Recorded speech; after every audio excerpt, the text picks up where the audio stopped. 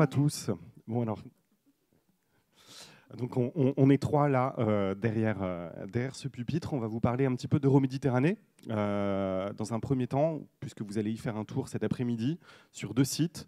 Donc moi, je vais vous présenter très rapidement le projet et qui reflète extrêmement bien l'évolution, à mon goût, du rôle des paysagistes et du paysage en général dans le projet urbain. Puis on vous parlera plus précisément ensuite du parc habité et de la plateforme d'expérimentation. Alors, en quelques mots, pour vous présenter Euroméditerranée, vous allez aller sur 2 sites. Un site sur la plateforme d'expérimentation des fabriques, donc, qui se situe au nord du territoire, et au Fort Saint-Jean, qui est tout au sud. Donc là, sur l'image, notamment, vous voyez le Fort Saint-Jean au premier plan, au niveau de la mer, et le projet qui s'égrène le long du littoral. Alors, pour que vous ayez en tête, c'est un projet qui a été lancé par l'État il y a 25 ans, avec pour objectif de redynamiser l'agglomération marseillaise via le littoral, et notamment par une mise en valeur du littoral et du paysage littoral. Plusieurs interventions en fait, ont eu lieu au travers de ce paysage, donc mise en valeur du paysage et de la continuité littorale depuis l'extrémité nord du Vieux-Port, que vous voyez sur l'image, avec un traitement paysager qui vient complètement transformer le rapport de la ville à la mer, qui avait été meurtri par l'arrivée de l'autoroute, qu'il a fallu enfouir. Donc là, beaucoup de travail via le paysage sur la refabrication d'un littoral praticable, d'un littoral qui redessine simplement la relation de la ville à la mer. Puis plus au nord, avec un gain d'épaisseur, notamment dans le quartier du parc habité, des questions qui se sont posées sur le rapport du paysage et du monde bâti, en essayant de trouver un juste équilibre dans un projet qui a été développé par Yves Lion et Ilex sur les principes de base, et aujourd'hui suivi par STOA sur la maîtrise d'œuvre des espaces publics, dont vous parlez Mathieu et Anita tout à l'heure. Trouver un juste équilibre dans le cadre de l'îlot ouvert entre le paysage bâti et le paysage plus général, maritime et végétal. Puis plus au nord, nouvelle problématique qui se dresse devant nous, une problématique donc, que vous voyez très clairement sur l'image aérienne. Je voulais vous le montrer, il n'y a plus du tout de vert. On est sur un univers extrêmement minéral où la nature et le socle géographique a complètement été oublié par le développement d'activités industrielles majoritairement. C'est le périmètre 2 d'Euromède, donc une problématique qui n'est pas la même que celle que vous pouvez voir sur la première image. On est plus loin du centre-ville, on est sur un territoire extrêmement transformé. Alors, coup de bol, il y a 2 ans, le PPRI vient classer ce territoire en zone inondable. Alors je dis coup de bol parce que d'un coup, en fait, la nature vient se réimposer, la logique naturelle vient se réimposer sur le territoire et demande à Euroméditerranée de reprendre le projet qui avait été imaginé 11 ans auparavant, avec une réintégration donc, de la problématique d'inondabilité dans le projet urbain. Le projet urbain ne pouvant plus se faire comme il avait été imaginé, puisque la nature ne l'accepte plus. Donc, on va dire un basculement total de la réflexion sur le rapport du territoire avec les données géographiques qui devraient normalement le constituer.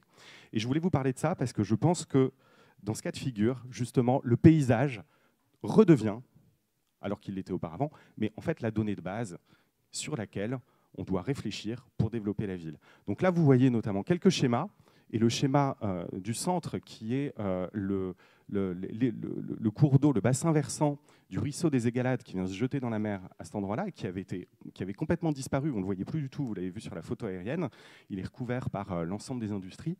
Ce ruisseau qui crée le risque nous demande de reprendre la donnée géographique comme fondement du projet urbain.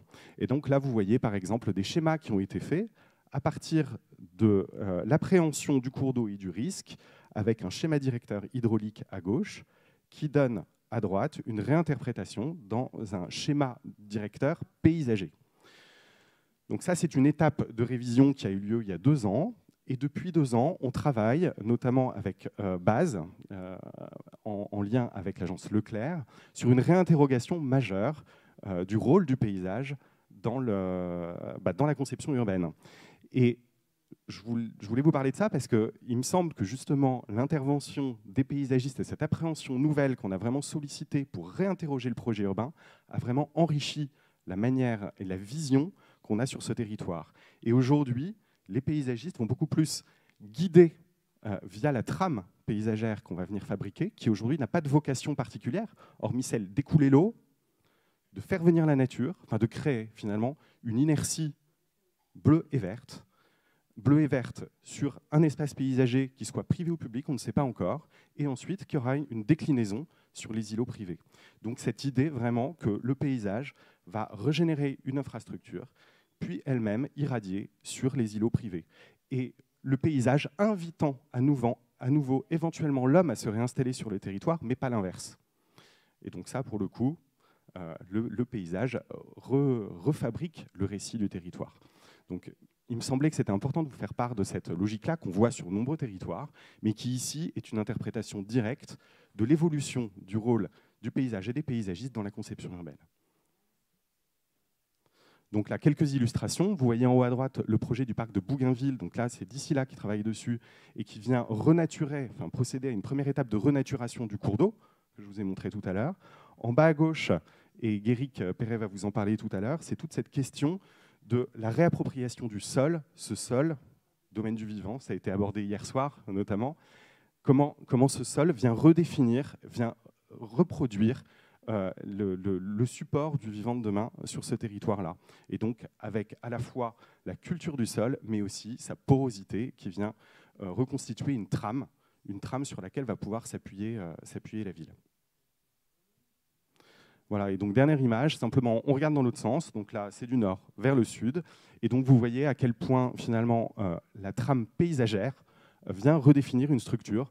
Tout le reste, en fait, tout ce que vous voyez en blanc, alors, hormis les quelques éléments qui sont en cours de réalisation, mais notamment sur le côté gauche, donc est du futur parc, ne sont pas dessinés. Aujourd'hui, on repart du parc, on se pose la question de ce qu'est ce parc et toutes ses ramifications pour générer éventuellement une ville. Enfin, pour générer une ville, puisqu'on en a Euroméditerranée, on a donné à Euroméditerranée l'objectif de créer une partie de la ville, une extension de la ville à cet endroit-là, mais une ville qui soit mesurée au regard de cette oasis urbaine qui permettra le confort de vie à cet endroit-là. Je passe la parole à Mathieu et Anita qui vont vous parler du parc habité. Donc simplement, le parc habité, il est vraiment à mi-chemin sur la photo arène, en plein cœur, en fait, finalement, du périmètre d'Euroméditerranée.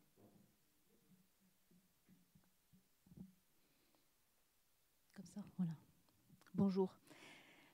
Anita Leroux. Donc moi, je suis directrice de projet à Euroméditerranée et je m'occupe particulièrement depuis quelques années maintenant, puisque je m'occupe d'une ZAC qui s'appelle la ZAC Cité de la Méditerranée, qui a été créée en 2005, donc qui a pas loin de 20 ans aujourd'hui.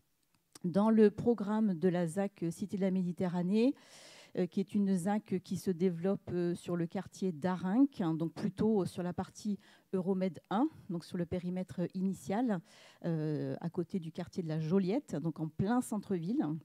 Donc sur cette ZAC de 60 hectares, au programme, nous devions développer un quartier résidentiel sur le quartier d'Arinque, sur des anciennes friches industrielles, et développer un quartier résidentiel pour l'essentiel, de centre-ville, mixte, de 2500 logements. Aujourd'hui, on est même plutôt à 3000 logements, sur un quartier qui représente en surface 40 hectares, donc pas très grand.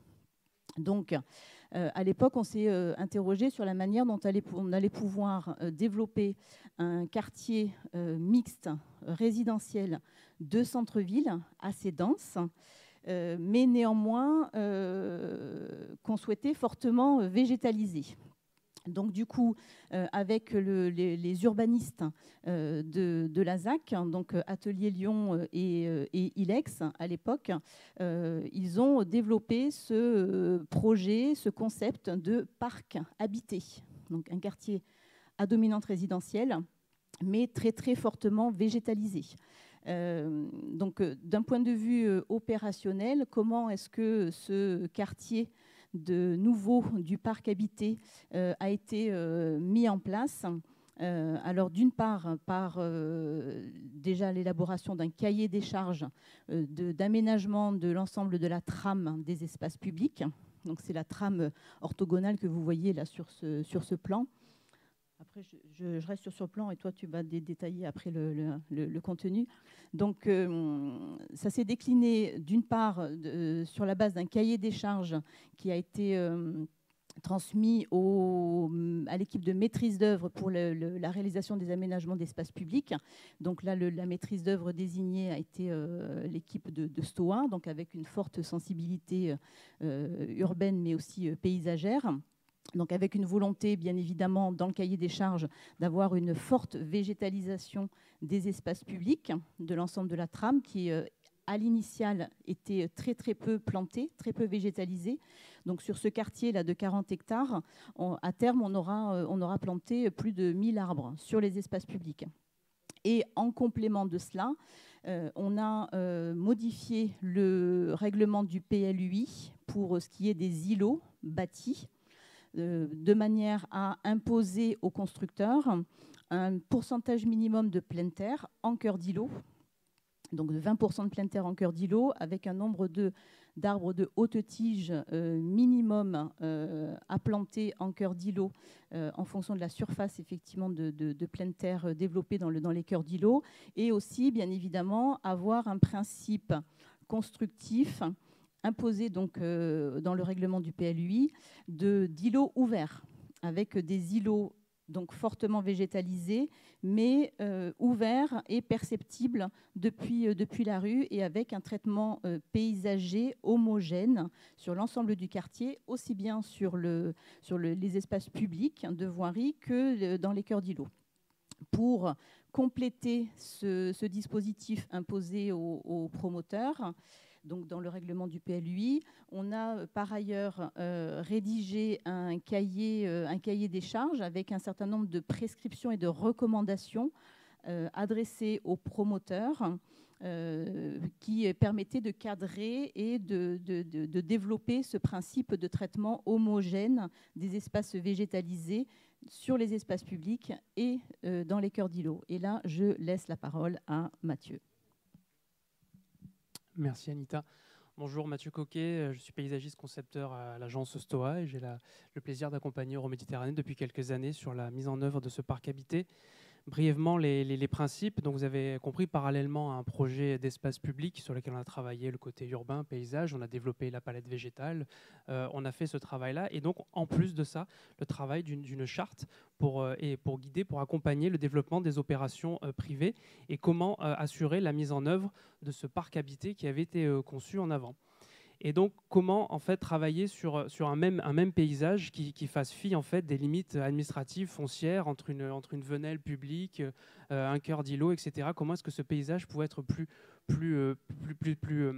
pouvait contribuer véritablement au parc habité et ne pas avoir une succession d'opérations comme on a pu le voir arriver, qui voulait faire une palmeraie, une bambouseraie, etc. Pourquoi pas, mais là, c'était pas le propos. Et donc, en fait, on a accentué sur deux choses assez simples. C'est le travail de la lisière. C'est-à-dire qu'en fait, quand un îlot, un projet se développe, on a demandé un véritable point de vigilance sur le végétal, sur la palette végétale en lisière, et avoir une certaine correspondance et voir un petit peu que ce paysage puisse traverser au-delà des clôtures.